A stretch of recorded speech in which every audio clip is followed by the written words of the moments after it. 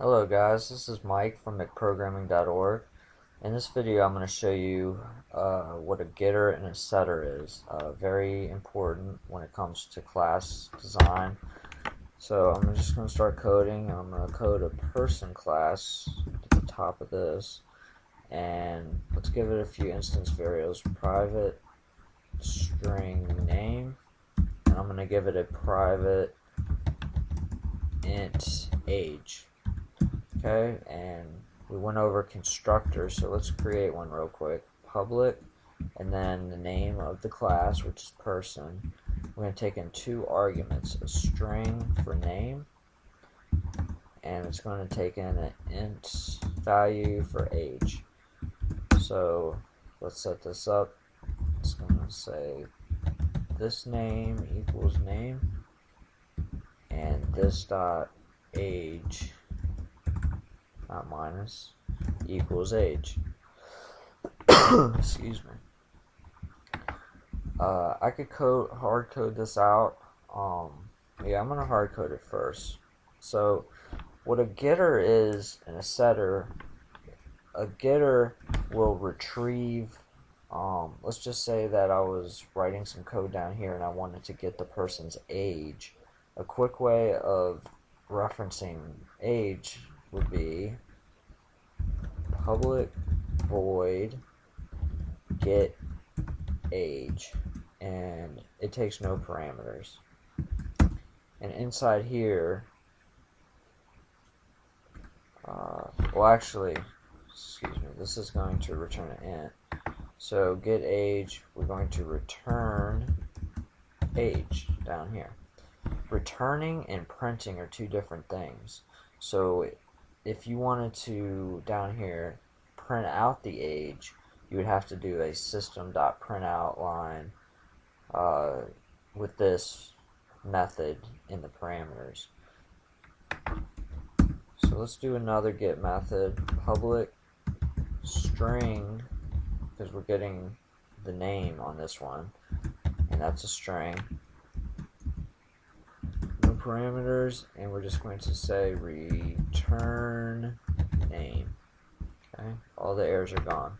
And now a setter is, once you instantiate an object, if you want to have the ability to change values in it, we're going to have a set method, and you can call that to change the age of someone, change the name of someone.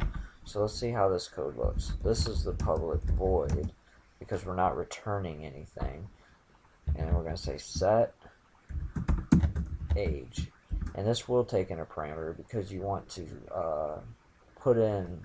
pass in the new age that you want to give to the particular instance of that object. So let's say int age. Open up some curly brackets, and we're going to say this dot age equals the age that you passed in. And same thing for the string, public void, because we're not returning anything, set name, and for the parameters we're going to pass in a string that's supposed to represent the name, and open up some curly brackets, and we're going to say this dot name, as in the class name for the instance variable, equals the name that was passed in. And to show that this works, well, let's create a few objects, people or person objects. So we're going to say person p1 equals new person, and we got to pass in a string and an int. So let's say John, comma, and John, because it's a string, has to be in between double quotation marks, and then the int does not and should not, or else it won't work. So let's just say he's 25 years old. Okay, we're going to end with a semicolon, and let's just copy and paste this. Whoops. Oh boy. I'm retyping. Alright. Copy, which can be Control C, and then we're going to paste it with Control V. So let's name this P2, and we're going to say Jane, and we'll say she's 21. Okay, so let's system.out.println P1 dot get age, and let's also system.out.println P2 dot get name. Alright, so what we expect to see at the bottom of the screen is P1 dot get age should be 25, P2 dot get name should be Jane, and they'll be on separate lines. So let's see if this works. Okay, and it does. So right here, let's create a toString to make this representation of each object unique and a little bit prettier to look at. So public, we're going to return a string value. The method is toString. Empty parentheses, open the brackets, and let's return a string that says get name. We can either put in just this name right here, or just to be simpler, which refers to this. We could just type in name, but this is a video on getters and setters, so I'm going to show you that you can write get name, the method, and when you call that method, it's going to return this name, which is exactly what we want. And we're going to say is, make sure there's a space right here and right here, and concatenate that again with get age, and then we're going to concatenate onto that years old.